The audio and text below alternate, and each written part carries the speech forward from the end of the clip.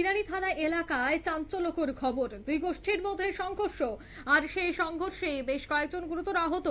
গোষ্ঠীর সংঘর্ষে গুরুতর আহত হয়েছে মোট 5 জন। কৈলাসহর ইরানি থানার টিলা বাজার এলাকার এই ঘটনা। সংশ্লিষ্ট এলাকায় তীব্র উত্তেজনা, ঘটনাস্থলে বিশাল পুলিশ মোতায়েন হয়েছে। পরবর্তী সময় দেখা যায় যে পরিস্থিতি সামাল দেওয়া হয়। তবে এই ঘটনার ব্যাপারে ইরানি থানার ওসি সহ আরক্ষা দপ্তরের কেউ কোনো ধরনের প্রকাশ্যে মন্তব্য করতে নারাজ। ঘটনার ব্যাপারে গুরুতর জখম শফাত মিয়া জানান যে মঙ্গলবার রাতে টিলা বাজার এলাকায় শাসক দলের অফিসে এক সাংগঠনিক বৈঠক আসার পর জানতে পারেন যে বৈঠকটি হবার কথা ছিল। সেই বৈঠকটি মঙ্গলবারের পরিবর্তে কয়েকদিন পরে হবে।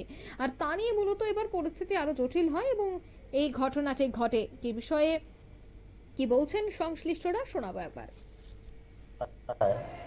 আমরা পার্টি অফিস বিজেপি পার্টি অফিসে একটা মিটিং অনুষ্ঠিত হয়েছিল। বিহার নির্বাচন হওয়ার পরে আমরা দল যখন বিপুল ভোটে জিতছে, তখন আমরা একটা বিজয় উৎসব বা বিজয় মিছিল করার পরিকল্পনায় বা তাগিদে আমরা এই পার্টি অফিসে জড়ো হয়েছিল।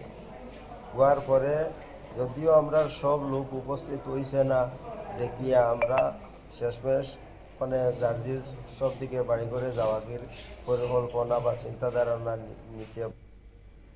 আপনারা শুনলেন তাদের এই বক্তব্য। অর্থাৎ এরকম ঘটনাকে কেন্দ্র করে কিন্তু রীতিমতো কৈলাসহর ইরানি থানার টিলা বাজার এলাকায় চাঞ্চল্য ছড়িয়ে পড়ে একাংশ সন্ত্রাস করতে চাইছে বলে পুলিশের এক আধিকারিকও দাবি করেছেন, যদিও প্রকাশ্যে পুলিশ আধিকারিকরা কিছুই বলছেন না।